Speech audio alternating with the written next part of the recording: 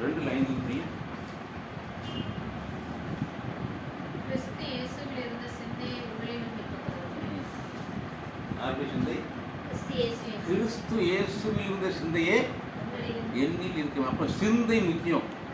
நம்முடைய சிந்தை எப்படிப்பட்டதாக இருக்கிறது? நம்ம சிந்தையை கவனிக்கிறதே இல்லை. நம்ம சிந்தையில் என்ன பண்ணுறதோ அதை என்ன செய்யணும்? பேசிடுறோம்.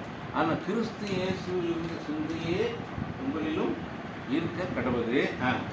அவர் தேவனுடைய ரூபமாய் இருந்தும் தேவனுக்கு சமமாய் இருப்பதை கொள்ளையாடின பொருளாக எண்ணாமல் தம்மை தாமே வெறுமையாக்கி அடிமையின் ரூபம் எடுத்து மனுஷர் சாயலானார். அப்போ தேவன் மனுஷர்.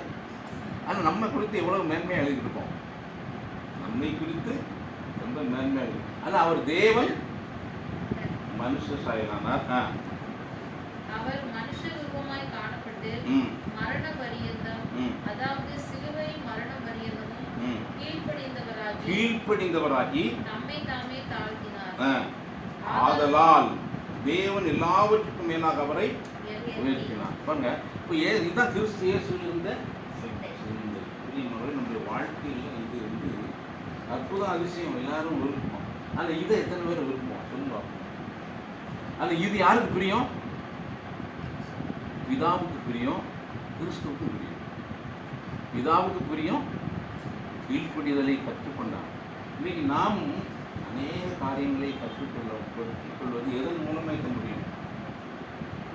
ஆனால் இன்னைக்கு பார்த்தீங்கன்னா எங்கே பார்த்தாலுமே கீழ்ப்படிதல்ங்கிறது கேள்விக்குறி ஆகிப்போச்சு. கணவன் மனைவி, ஃபேமிலியாக இருக்கட்டும், அல்லது குடும்பத்தில் பெற்றோர் பிள்ளைகளாக இருக்கட்டும், சமுதாயமாக இருக்கட்டும், சபையாக இருக்கட்டும், கீழ்ப்படிதல் என்பதே பெரிய கேள்விக்குறி ஆகிடுச்சு.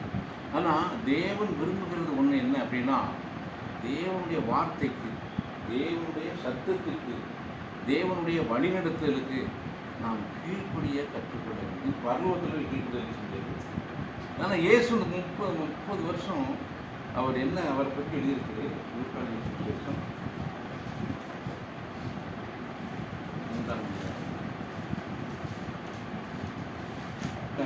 இங்கெல்லாம் கீழ்ப்படிஞ்சிருக்கிறோம், இங்கெல்லாம் கீழ்ப்படியாமல் இருந்திருக்கோம் பார்க்கும்போது நமக்கு தெரியும் ஆண்டவர் காண்பிக்கும்.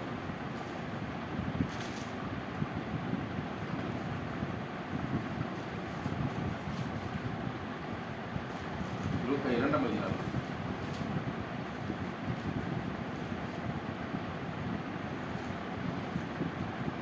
லூக்கா 2:48-47 அவர் பேச கேட்ட யாவரும் அவருடைய புத்தியையும் அவர் சொன்ன மாறுற்றங்களையும் குறித்து பிரமித்தார்கள். எத்தனை வயசுல?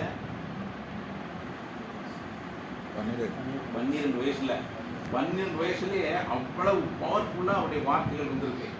ஆச்சரியப்படும்படியாய் தேவாலயத்தில் இருந்தாரு. தாய் தகப்பன்மாரும் அவரை கண்டு ஆச்சரியப்பட்டார்கள். அப்பொழுது அவருடைய தாயார் அவரை